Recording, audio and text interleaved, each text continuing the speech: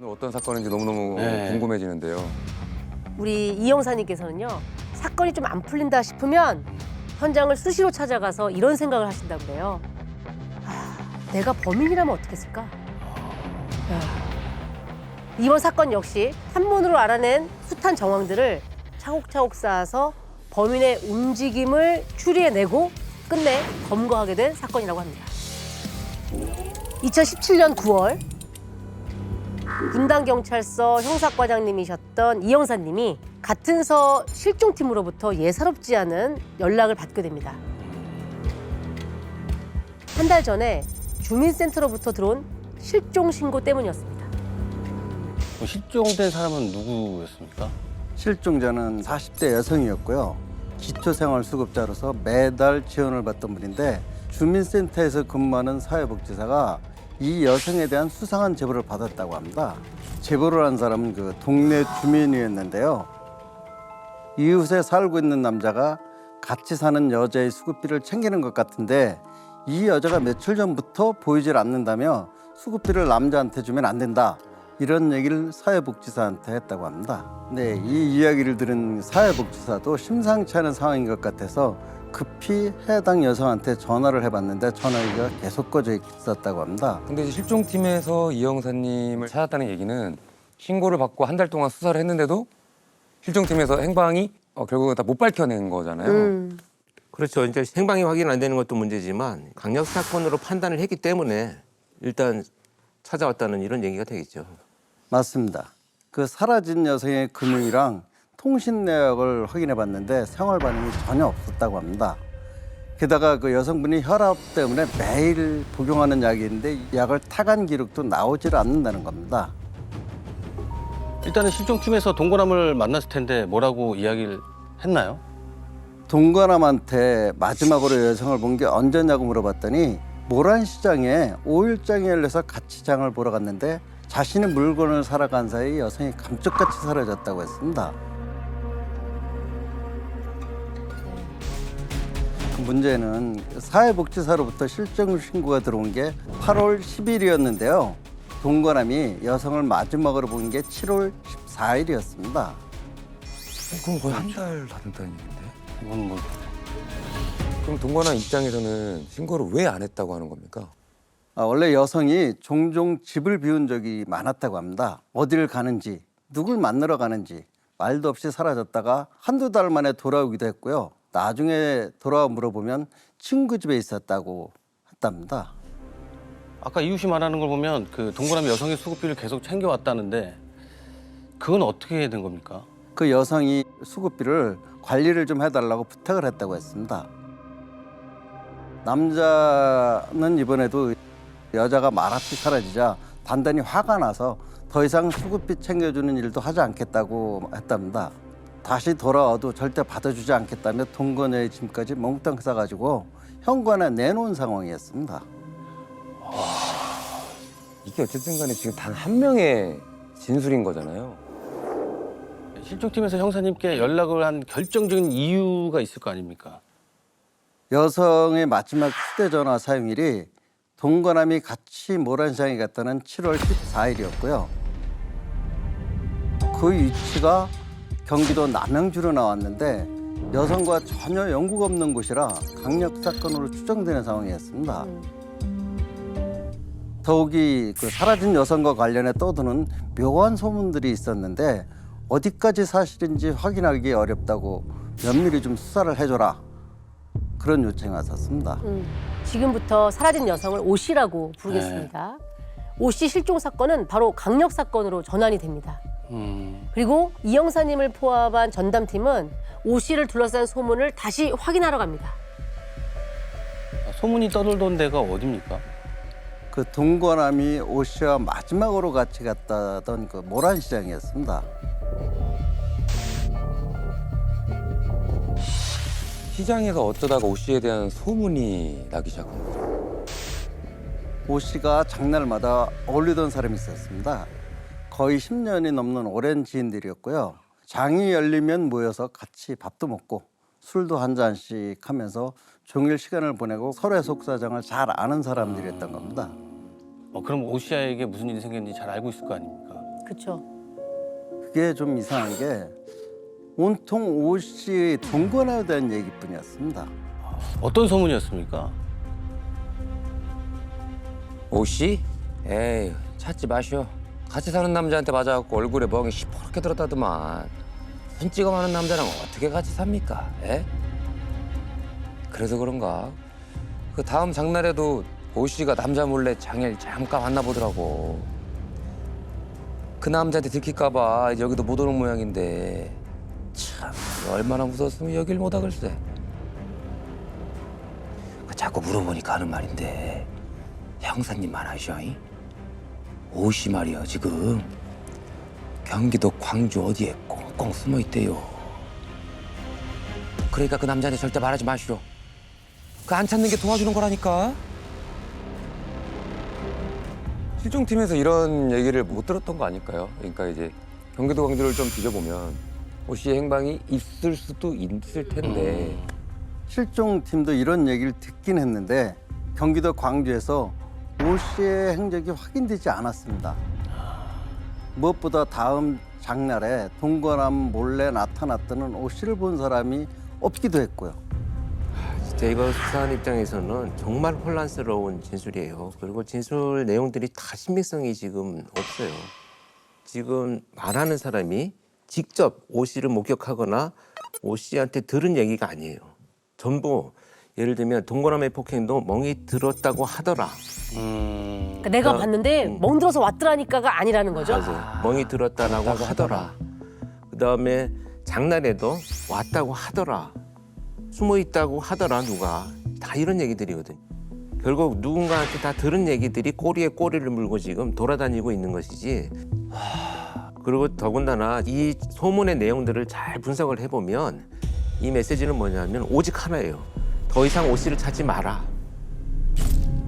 가출의 이유가 분명하고 스스로 어딘가로 도피한 것 같으니 찾을 필요가 없다.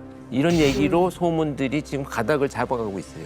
소문이란 게 막 갈래를 치기 마련인데 다른 얘기가 없습니다. 아, 그렇다는 건 일단은 이런 소문을 낸 건 오 씨를 찾길 바라지 않는 인물이란 얘기일 수도 있겠네요. 그런 얘기 굳이 누가 이런 얘기를 했다는 거죠? 그때까지 가장 유력한 용의자가 동거남이었기 때문에 소문의 근원지가 동거남이 아닐까 의심했었는데요. 한편으로는 만약 동거남이 소문을 냈다면 오 씨가 사라진 원인을 자신의 폭력 탓이라고까지 굳이 얘기를 만들 이유가 있을까 하는 그 생각도 들더라고요. 하긴 원인이 나 때문이냐라고 하길 필요는 없고 형사님은 소문을 낸 사람이 누군지 바로 찾아냅니다. 누구한테서 단서를 얻게 된 겁니까? 오 씨의 동거남이었습니다. 평소 오 씨에게 폭력을 행사한 적이 있었는지 소문의 진위를 확인해 보려고 만났는데요. 얘기를 꺼내자마자 자기도 그 소문을 들었는데 다 헛소문이다. 억울하다며 펄쩍 뛰었습니다. 그러면서 누가 그런 소문을 내고 다니는지 알 것 같다고 했습니다. 그럼 소문을 낸 사람은 그럼 누구라고 하는 겁니까? 오 씨와 모란시장에서 같이 어울리던 여성이라고 했습니다. 아, 그 뭐 10년지기 지인인데 뭐 같이 모란시에서 뭐 장날에 가끔 뭐 술도 한잔하고 술도 했다는. 먹고 했다는 그분 말씀하시는 네, 거죠? 맞습니다. 지금부터 소문의 씨앗을 퍼뜨린 사람을 네. 황 씨라고 불러볼게요. 황 씨는 50대 여성이고요. 모란시장에서 어울리던 지인들 가운데 오 씨와 친언니 동생처럼 지내던 아주 가까운 사이였다고 합니다. 돈 때문에 오 씨랑 황 씨 사이에 일이 많았다고 했습니다. 어쨌든 간에 오 씨랑 황 씨 사이에 돈이 껴있다고 했는데 무슨 일이 있었다는 거죠? 황 씨에게 20대 아들이 있었는데요. 장을 보러 올 때마다 엄마의 짐을 살뜰히 챙겨주러 시장에 거의 매번 함께 왔었다고 합니다. 황 씨의 아들이 오 씨를 이모라고 불렀고요. 네. 근데 어느 날 황 씨가 아들을 앞으로 중고 외제차를 사주고 싶은데 돈이 필요하다며 오 씨 명의로 대출을 받아줄 수 있겠냐고 했답니다. 게다가 그 동거남이랑 오 씨가 같이 살기 전에 오 씨 혼자 살던 집에 모자가 몰래 들어가서 100만 원이 들어있던 돼지저금통이랑 반찬들을 훔쳐서 나온 적도 있다고 했습니다. 그럼 황 씨가 오 씨를 어떻게 했다는 건가 대체? 혹시 황 씨는 뭐라고 했나요? 처음에 펄쩍 뛰었습니다. 자동차를 사려고 했던 건 아들이 아니라 오 씨였다고 하더라고요. 아들 차를 살 거였으면 자기나 아들 이름으로 대출받으면 되는데 왜 오 씨 명의로 대출을 받겠느냐. 그게 상식적으로 가능한 일이냐면 오히려 저한테 따져 물었습니다. 오 씨 집에서 저금통 훔쳐간 거에 대해서는 황 씨는 뭐라고 하던가요? 돼지 저금통이랑 반찬도 오 씨가 자기 집에 가서 갖다 달라고 해서 가져다 준 것뿐이지 훔친 게 아니다. 이렇게 얘기를 하면서 오 씨 동거남이 거짓말을 하고 있다고 주장했습니다. 엇갈린 주장이네요. 황 씨가 거짓말로 꾸며낸 소문이 아니라면 진짜 오 씨가 동거남한테 맞고 살았다는 건가? 그 다음 장날에 오 씨가 몰래 온 것도 그것도 황 씨가 그럼 직접 본 게 맞다고 하는 건가요? 7월 14일 이후에 다음 장날이었던 19일이었죠. 아들이랑 시장 들어가는 입구 횡단보도에서 같이 봤다고 했습니다. 아들이랑. 동거남이랑 살기 싫어서 경기도 광주에 가 있다면서 당분간 연락하지도 말고 동거남한테 어디 있는지 절대 얘기하지 말라고 하면서 급히 가더라 이렇게 말했습니다. 5일장이니까 다음 딱 장날에 장날에. 그쵸. 어디 횡단보도 앞에서 아들이랑 같이 만났는데 그 황 씨 얘기가 거짓말은 아닌 것 같은데. 진술 구체적인 것 같죠? 예. 아 근데 황 씨 말이 맞다면 왜 경기도 광주에서 오 씨 행적이 안 나오는 건지 생각나는 약탄 흔적도 없고 생각나는 게 혈압약도 없죠. 있어야 되고 그쵸, 흔적이 그쵸. 생활 환경이 없으니까 마지막 휴대폰 위치가 거기라고 했거든요. 남양주. 이것도 어떻게 설명을 해야 되는 거예요? 맞아요. 그러니까 그건 또 뭐냐고. 그래서 형사님들은 다시 동고남을 찾아갑니다. 동고남이 형사님을 보자마자 그 여자가 저랑 싸웠다는 얘기는 안 하죠? 네, 그럴 줄 알았어요. 황 씨가 오 씨한테 성매매를 시켰다고 하는 겁니다. 말도 안 되는 일을 갑자기 지금 전기가 좀 틀어진 느낌이네요. 저희도 처음엔 이게 무슨 황당한 소린가 했습니다. 음. 그래서 자세히 물어봤더니 어느 날 또 오 씨가 연락도 없이 사라졌다가 집을 들어오길래 어딜 다녀온 거냐 물었더니 언니가 돈을 준다고 해서 따라갔는데 돈은 안 주고 어떤 남자랑 잠자리만 시켰다 이런 얘기를 하더랍니다. 그래서 동거남이 황 씨를 찾아가 대판 싸웠다고 했습니다. 야 이게 무슨 말이야? 이거 오 씨가 거짓말을 하고 있는 건가? 이게 이 너무 황당한 얘기라 믿기질 않는데요. 네. 그러니까 오 씨 입장에서는 그런 자리인 줄도 모르고 이제 간 거다. 돈 때문에 뭐 혹시 간 건가? 어쨌든 이유가 있을 텐데. 그러게 거기 왜 따라간 거죠? 오 씨는 지적 장애가 있었습니다. 그래서 동거남은 이유를 알았던 몰랐던 오 씨는 황 씨가 가자면 갔을 거라고 얘기를 했습니다. 야 이게 무슨 일이야? 그럼 만약에 그 성매매 시켰다는 게 사실이라면 이 황 씨는 진짜 나쁜 사람인데요. 그 오 씨는 자신을 동생처럼 챙겨주는 황 씨의 말이라면 무조건 시키는 대로 다 했다고 합니다. 그래서 평소에도 술 사와라 그럼 술 사오고 과일 좀 사다 줘라 그럼 과일 사다 주고 온갖 심부름을 다 해왔다고 합니다. 너무 나쁘네. 이거 뭐 이용하는 거의- 예. 야 이거 성매매는 너무 다른 얘기인데. 그러니까요. 그러니까 황 씨는 성매매 건에 대해서 뭐라고 이야기를 했을 거 아닙니까? 그러면 이번에도 무슨 말이냐면 펄쩍 뛰었죠. 강원도 산골에서 자신의 남편이 혼자 농사를 지으며 살고 있어서 가끔 오 씨를 데리고 놀러 갔던 것뿐이라고 했습니다. 같이 놀고 같이 자고 했던 걸 오 씨가 과장해서 얘기한 걸 동거남이 오해했던 거라고 했습니다.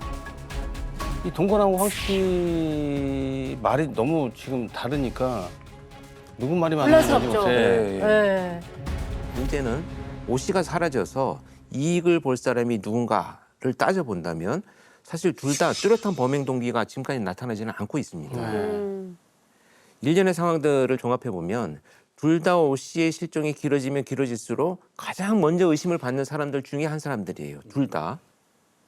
범행 동기로 용의자를 추정하기보다는 지금 상황에서는 둘의 거짓말을 하나씩 제거하면서 누구의 말이 보다 더 진실에 가까운지 이걸 밝혀가야 될 것 같습니다. 그러면은 일단 거짓말을 하는 사람이 범인 가능성이 높겠네요. 그렇죠.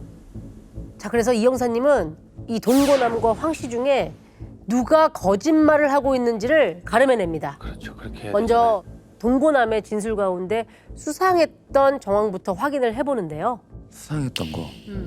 성형탕이 뭐가 있을까? 그 모란이 시장에서 오 씨가 갑자기 사라졌다. 그치, 갑자기 사라졌는데 안 찾은 것도 좀. 맞습니다. 오 씨가 길에서 갑자기 증발하듯 사라졌다는 말을 당시 실종수사팀에서 수상하게 여기서 CCTV를 찾아봤더라고요. 두 사람이 아파트를 빠져나와서 버스를 타고 모란시장까지 간 게 포착됐어요. 네. 남자가 물건을 샀다는 가게 영수증까지 있었습니다. 맞네 그러면? 그럼 진짜 길에서 그렇게 갑자기 사라졌다고요?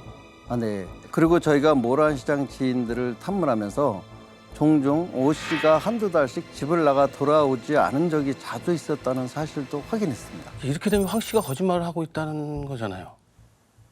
그 가능성이 높아지고 있죠. 네. 그렇죠. 너무 놀라운 게 황 씨가 내서는 또 가짜라는 얘기가 되는 거잖아요. 그러면 지금. 그렇습니다. 저희가 용의자를 추려내기 위해 가장 집중했던 게 다음 장이었던 19일에 황 씨 모자에 실종자 오 씨를 본 다른 목격자를 찾는 일이었는데요. 오 씨를 본 사람이 아무도 없었습니다. 저희가 사건을 넘겨받고 두 사람 사이의 진술이 엇갈리는 걸 확인한 게 9월 중순이라 CCTV도 찾을 수가 없었고요. 아, 이 시간이 많이 지났구나. 네. 이러면 많은 게 무너지는데 싹 다 거짓말일 수도 있다는 얘기잖아요. 황 씨랑 동거남의 얘기가 다른 부분 중에 하나가 대출이랑 절도 이런 게 지금 동거남의 주장이 진실일 수 있겠다라고 지금 제가 생각을 할 수 있거든요. 그렇죠. 대출의 경우는 정확히 확인할 수는 없었는데 절도는 달랐습니다. 오 씨의 지인이 경찰에 신고를 대신해줘서 사건 접수가 돼 있었고요. 모자가 피해자 신분으로 벌금형을 받은 사실까지 확인됐습니다. 야, 그 황 씨가 나쁜 사람, 아이. 오 씨의 부탁을 받은 게 아니고 정말 훔쳤다는 얘기인가 봐요. 그렇죠. 황 씨는 내가 훔친 거 아니다. 오 씨가 부탁한 거다라고 네. 했지만 경찰에 신고까지 된 신고가 돼 사건이었던 있으니까. 거죠. 황 씨가 거짓 소문까지 낸 거면 정말 아무도 오 씨를 찾지 않길 바란다는 마음이 황 씨한테 있다는 거잖아요. 야, 그럼 결국에는 황 씨가 오 씨를 어떻게 했다는 얘기가 돼버리는 것 같은 생각이 듭니다. 저희는 황 씨뿐만 아니라 그 아들도 19일에 오 씨를 봤다는 동일한 진술을 해서 황 씨 모자가 함께 공모한 일이라고 봤습니다. 정확히 확인된 마지막 행적 7월 14일 날 황 씨가 움직이는 동선대로 아들도 같이 이동한 게 확인됐습니다. 전날 아들 이름으로 차를 렌트해서 14일 날 모자가 같이 강원도를 갔다 왔더라고요. 황 씨와 그 아들이 오 씨 실종 사건의 유력한 용의자로 떠오르면서 이 형사님은 본격적으로 범인이 됩니다. 그 모란시장에서 강원도로 이동하는 동선을 쭉 살펴봤는데요. 오 씨의 휴대전화 마지막 위치인 남양주를 거쳐서 남편에 살고 있는 지역이 맞았습니다.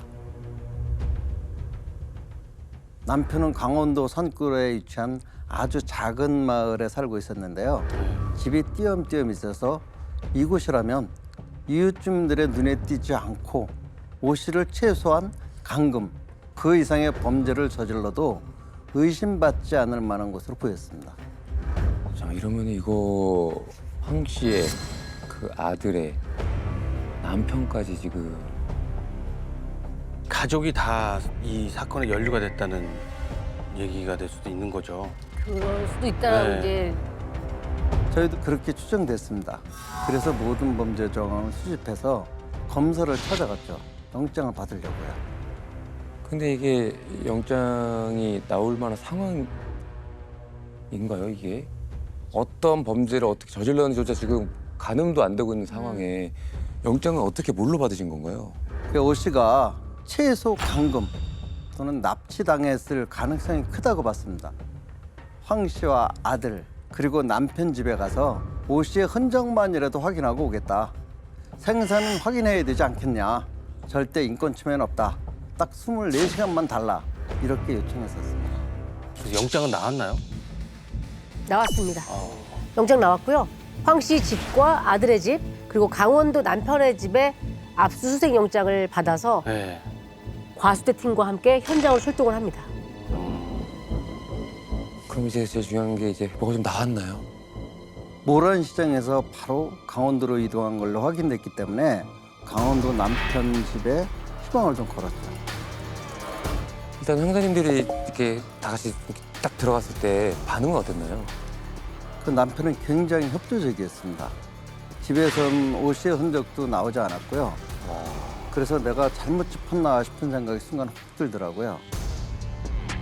혹시 모르니 집안에 루미놀 검사까지 해보고 돌아와랐는데 1시간쯤 지났나?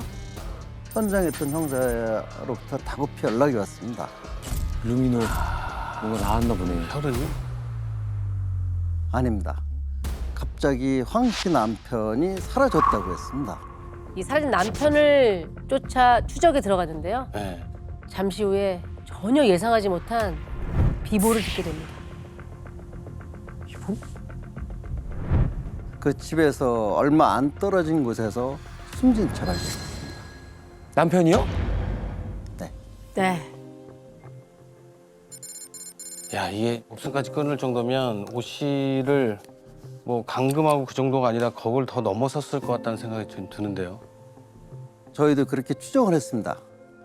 그래서 그때부터 모자에게 자백을 이끌어낼 수 있도록 진술 방향을 잡았습니다. 저희가 오 씨에 대한 단서를 찾아낸 건 남양주에서 마지막 유축에 잡힌 것밖에 없었거든요. 그래서 우리가 뭘 들고 있는지 절대 눈치채지 못하게 1차 조사 때는 무조건 둘의 얘기를 일단 들어만 주자. 그 어떤 정보도 주지 말자. 그랬는데 이게 딱 먹더라고요.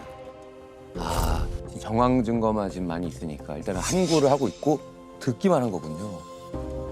혹시 뭐라고 하던가요? 오 씨가 어디로 갔는지 모른다고 딱 잡아댔습니다. 7월 14일 날 강원도는 오랜만에 남편을 보러 간 거다. 그리고 다음 장 내린 19일에 오 씨를 어디에서 몇 시에 봤는지까지 정확히 말하는데 다른 방에서 아들도 똑같이 얘기를 하더라고요.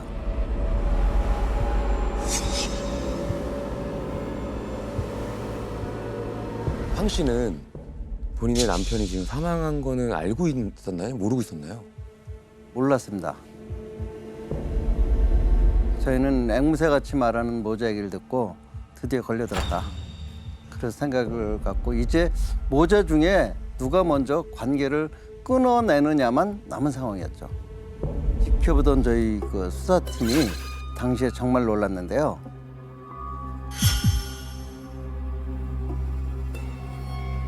저희가 압박에 들어가자마자 너무 쉽게 깨졌습니다. 모자 관계가. 저희가 가진 그 하나를 탁 던졌죠. 남양주에서 오 씨 전화 끄고 버렸잖아. 그리고 남편한테 간 거 아니야? 그러면서 사실대로 얘기해. 저쪽에서 다 얘기했어. 그랬죠. 아들한테도 똑같이 했고요. 야, 뭐라고 하는 거야? 엄마는 아들이 주겠다. 아들은 엄마가 시키는 대로 한 것뿐이다. 이렇게 바로 잡았습니다. 일단 오 씨부터 찾아야 되는 거 아닙니까? 일단. 그렇죠. 네. 오 씨 찾았어요. 오 씨의 마지막 행적 이후 4개월 만에 황 씨 남편의 텃밭에서 발견이 됐거든요. 이제 아들이 현장으로 갑니다. 저기 묻었다고? 네. 아니, 친한 동생이라면서 그 어떻게 남편 밭에다 묻을 수가 있죠?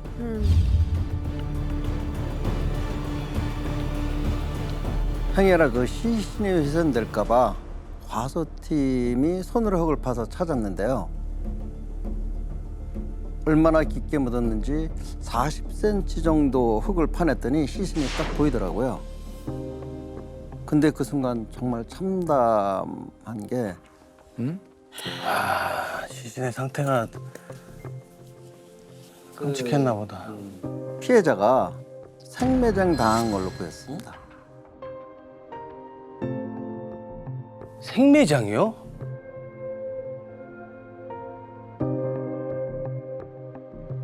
그러니까 살아 있는 상태에서 덮었다는 거예요? 발굴을 하면서 보니까 얼굴 앞쪽에 손이 올라와 있더라고요. 근데 이게 숨을 못 쉬어서 흙을 밀어내는 듯한 그런 모습이었고 국과수에 우리가 부검도 시켜서 확인한 결과 폐에서 흙이 나왔습니다. 그 오 씨의 동거남이 황 씨가 오 씨한테 성매매를 시킨 적이 있다고 했지 않습니까? 예. 그게 사실이었더라고요. 근데 그 대상이 황 씨의 남편이었던 겁니다. 황 씨는 남편과 이혼을 원했습니다. 이혼하고 남편의 재산을 좀 뺏으려고 했는데 남편이 응하지를 않았습니다. 그래서 남편에게 오 씨를 데려다주고 성매매를 시킨 거죠. 이후에 황 씨는 남편을 성폭행범으로 뒤집어 씌우려고 했답니다. 오 씨는 상대가 황 씨 남편이라는 사실을 까맣게 몰랐고요. 이해가 안 되는 게 왜 살해를 해요, 오 씨를? 그러니까 사실 살해할 이유가 없잖아요. 남편에게 오 씨의 입을 막기 위해선 땅을 처분해야 한다고 협박하던 중에 오 씨에게 성매매를 시킨 사실을 동거남이 알아버린 거죠. 동거남이 황 씨를 찾아가 싸우면서 시장 내의 소문이 조금씩 돌기 시작한 겁니다. 황 씨가 동생처럼 아끼던 오 씨에게 성매매를 시켰다고요. 그래서 황 씨는 자신을 둘러싼 소문을 잠재우기 위해서 오 씨를 살해할 계획을 세웠다고 했습니다. 아, 근데 남편은 왜 극단적인 선택을 한 걸까요? 그 남편에게 오 씨가 우리가 부부 사이인 걸 알게 됐고 그러면 다 같이 형사처벌 받게 되는 거라며 오 씨를 없애라고 지시했다고 합니다. 그래서 남편과 아들이 밭에다 묻었다고 했고요. 오 씨를 살해할 때 그 아들도 있었잖아요. 오 씨가 살아 있다는 걸 아들도 알고 있었을 거 아니에요. 엄마가 처방받은 그 수면제를 커피에 타서 오 씨한테 먹이고 강원도로 간 거였는데요. 오 씨를 밭에 묻으러 갈 때까지만 해도 오 씨는 잠에 들어 있었다고 했습니다. 근데 아들이 오 씨를 등에 업고 밭으로 가던 중에 등 뒤에서 오 씨의 숨소리와 신음소리가 들렸다고 합니다. 순간 자신의 손으로 사람을 해칠 수가 없어서 그냥 묻었다고 했습니다. 아니 그 이 아들은 몇 살이었어요? 아까 20살이었던 것 같은데요. 20대 중반. 남편도 그렇고 아들도 그렇고 어떻게 그럴 수가 있죠? 그 남편은 정말 오 씨를 살해하지 않으면 성범죄로 처벌을 받을 수 있다는 그 아내의 말을 정말 믿었던 걸로 보였고요. 아들의 경우는 좀 특이했습니다. 아주 어렸을 때 엄마와 떨어져 살다가 성인이 돼서 다시 만나 살았다고 했고요. 엄마에게 상당히 의존된 상태였습니다. 아들은 결국은 정서적인 이런 종속 관계에 있었기 때문에 우리가 정상적인 사고에서 판단하는 것과는 좀 다른, 특히 이제 황 씨가 남편한테 오 씨가 부부 사이인 걸 알아서 형사처벌을 받을 수 있다라고 거짓말을 한 것도 훗날 범죄 사실이 드러나지 않을 경우에는 이 건으로 남편을 또 협박을 하려고. 황 씨와 그 모자, 제값은 얼마나 받았나요? 1심에서 어머니 황 씨는 22년, 아들은 15년을 선고받았는데요. 항소했습니다. 항소하고 나서 형량이 더 늘어났어요. 황 씨는 30년, 아들은 18년 최종 선고를 받았습니다. 형량이 늘어났네요. 네. 이 범행 동기가 사회적으로 충분히 비난받을 만한 사유라고 판단을 한 거죠. 그럼 말이 안 되는.